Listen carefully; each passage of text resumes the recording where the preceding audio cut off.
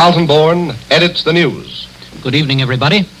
We're getting more reports on that strange odyssey of the city of Flint, that modern flying Dutchman of the seven seas, which is on its way from the ice-bound north, now to the somewhat warmer south. The report today is that she spent 3 hours at Tromsø, Norway. It was confirmed by a Stockholm newspaper, but all efforts of the United Press to obtain that confirmation by telephone failed.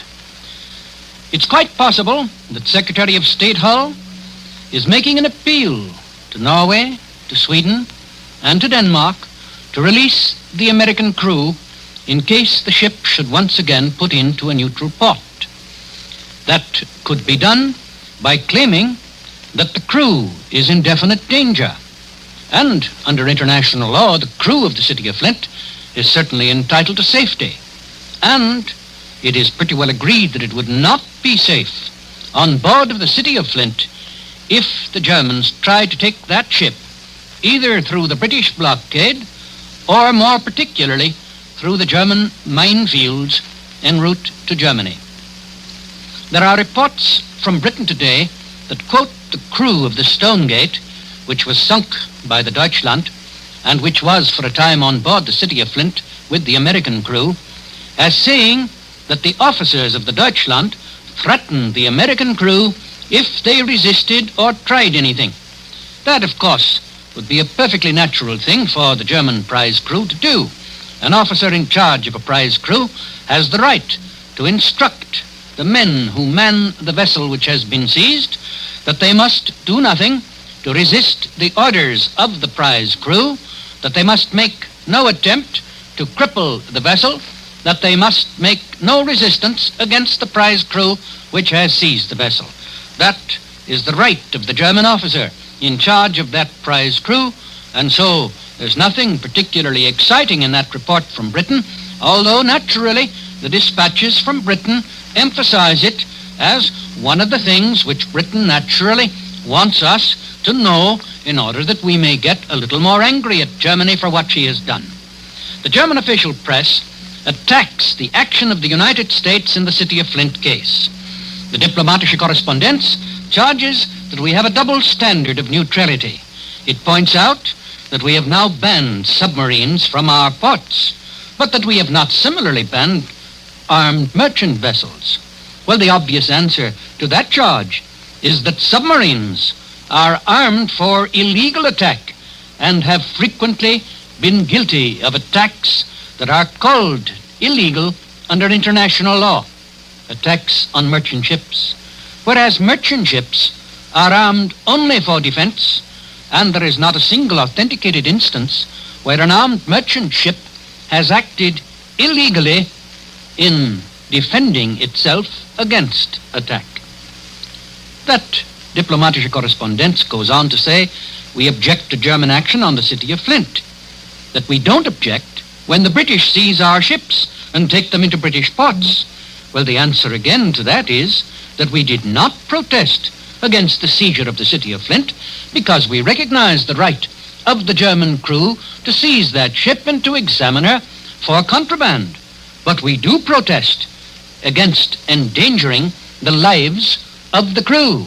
There is no instance where the seizure of an American ship by British patrol vessels have endangered the lives of the American crew on that ship. We all remember the distinction that we constantly made during the World War about the sacrifice of American lives as compared with the mere sacrifice of American property rights. And obviously, we are entitled to make a similar distinction in this war. Of course, this article of the Diplomatische Korrespondenz is again a piece of propaganda, the kind of propaganda which will constantly assail us throughout this war. One of its features, for example, will be regular reports of unrest in Bohemia, in Moravia, in Austria, in Germany. This is what many people in this country expect and is also what many Americans would like to believe. And when we want to believe a thing, we ought to be particularly careful about believing dispatches that seem to indicate that something is true that we want to be true. That's the time to be particularly careful in evaluating a report. Now, some of these reports that have come to us in the last few days with reference to unrest may be true, but if they are, they will be confirmed, and it would be just as well not to place too much credence in them until they are confirmed. And while we're talking about propaganda, the British government announced in London tonight that Lord Lothian, British ambassador to the United States, has officially assured the United States government that the torpedoed Athenia carried no bullion, no securities, no guns, no munitions, no explosives.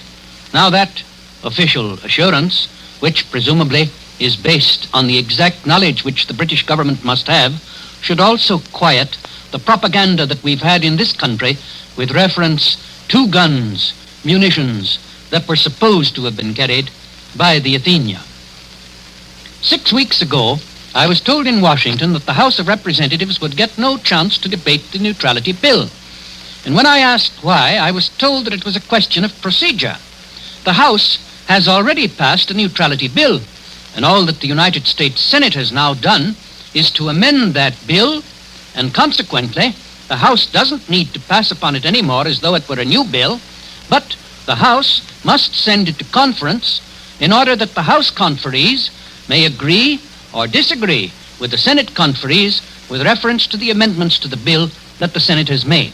Now that's normal procedure, but naturally those who oppose to certain features of the neutrality bill are going to say that that is a gag rule. Well, it is not. It's quite the usual procedure in Congress when one House has already passed a measure. Now, of course, sometimes the Senate amends a bill by striking all but the enacting clause, which makes it just like a new bill. But unless it is introduced as a new bill, the House can't debate it under the rules. Now, in order to prevent an extended House debate on this bill, feeling perhaps that the Senate has brought out about all the points that could be developed by debate, the Rules Committee voted today that the bill will be brought to the floor of the House tomorrow on the question of sending the House bill as revised by the Senate to conference. Now, that doesn't prevent the House from a debate on this rule. It's got to be a brief debate, that's all. But by the way, according to what parts of the debate I heard in Washington, it isn't going to be very much loss if the House doesn't give us another 3 weeks of just that particular kind of argument. Now, it's going to curtail debate. And it also means that the Speaker of the House probably will appoint a House committee on conference that will accept most of the important changes made by the Senate. However, there can be debate in the House tomorrow and the day after, and perhaps for another day, on the question of what the House wants to instruct its conference committee to do. And there, a majority vote of the House will rule. And for that reason, don't take too seriously these charges of gag rule, which may be made by certain members of the House, because on the face of things, the House is following its normal procedure. Of course, we must remember that the House has never been as liberal in its debating rules as the Senate. And I'm afraid that if it were, with the number of members of the House that there are, that legislation could never be accomplished. It looks as though the Germans had developed a policy of irritating the British by an unbroken series of minor air attacks. Of course, we all know that one fly can be as irritating as a whole swarm. One plane can produce an air alarm over a vast area. You heard Ed Murrow tell you this morning from Britain that the British are beginning to be seriously concerned about the cost of air alarms and air defenses. Blackouts have caused more casualties in Britain among civilians than air attacks. Today, 2 German planes attacked the British destroyer flotilla that's engaged in the North Sea blockade. There were no established casualties on either side. Now note that if the Germans had intended any serious attack on any part of the British blockading fleet, they wouldn't have sent 2 planes. They would have sent 20, 30, 40, 50, 60. They've got them. They've got 3,000 of them that are available, that haven't done very much since the war began. This, then, is merely an irritating policy, possibly also a policy of reconnaissance. Nazi reconnaissance planes were turned back from the English coast today. They want to find out Where are the British aircraft batteries? How strong are those batteries? How efficient and how quick are they in detecting the approach of a plane? Those are the things which reconnaissance flights can develop. And of course it is possible that this is all preliminary to larger action. The address by Premier and Foreign Minister Molotov before the Supreme Soviet is eagerly awaited. But it's not at all certain what, if anything, he'll say. He could, of course, talk about a lot of things. He could talk about the city of Flint. The Soviet policy on that ship certainly needs clearing up. He could talk about the negotiations with Finland. The Finns are supposed to have carried back a polite no to the Russian demand for naval and air bases on Finnish territory. He could talk about the Russian policy towards Turkey. There has been absolute silence in Moscow on the Turkish pact with France and Britain. He could talk about the mooted policy of Soviet Russia towards Romania. The Romanian minister to Turkey is supposed to have brought word to Bucharest that Russia is fathering a general assault on Romania, that Bulgaria is to get south to Brugia, Russia to get Bessarabia, Hungary to get Transylvania. Germany, we remember, was left behind in the race for the Romanian frontier.